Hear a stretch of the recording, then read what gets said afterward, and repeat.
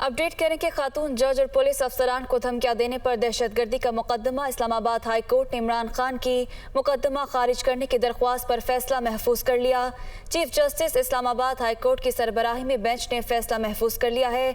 इमरान खान और पुलिस के वकला के दलाइल भी मुकम्मल हो चुके हैं। तो आपको बताएं कि खातून जज और पुलिस अफसरान को धमकियां देने पर दहशतगर्दी का ये मुकदमा है कि जिसमें इस्लामाबाद हाई कोर्ट ने इमरान खान की मुकदमा खारिज करने की दरख्वास्त पर फैसला महफूज कर लिया है।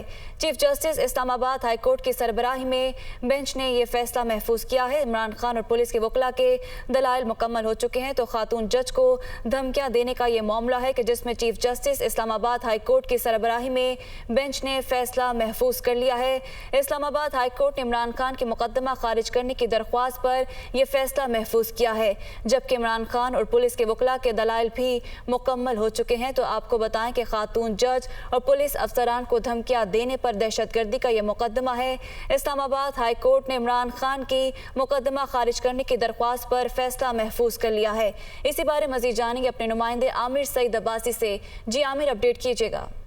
देखिए, इस्लामाबाद हाई कोर्ट के चीफ जस्टिस अतर मिनल्लाह की सरबराही में 2 रुकनी बेंच ने आज फैसला महफूज कर लिया है चेयरमैन तहरीक इंसाफ इमरान खान के खिलाफ दहशतगर्दी के उस मुकदमे में जिस पर उन पर इल्जाम है कि उन्होंने खातून जज और इस्लामाबाद के आईजी और डीआईजी को धमकियां दी एक रैली से खिताब के दौरान, और उसी धमकियों के नतीजे में एक इश्तियाल दिलवाया, लिहाजा वो दहशतगर्दी के जुमरे में आता है। ये मुकदमा दर्ज किया इस्लामाबाद पुलिस ने और अब मुकदमा खारिज करने के लिए इस्लामाबाद हाई कोर्ट से रिजू किया था इमरान खान ने।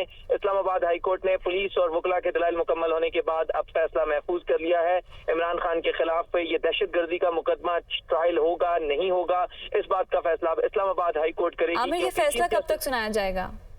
आज ही, अब से कुछ देर के बाद चीफ जस्टिस ने जब फैसला महफूज किया तो उन्होंने कहा कि हम 5 मिनट के बाद फैसला सुना देंगे कि इमरान खान के खिलाफ जो दहशतगर्दी का मुकदमा है वो क्या ट्रायलेबल है या नहीं है, और महज एक तकरीर के ऊपर दहशतगर्दी का मुकदमा बनता है या नहीं बनता।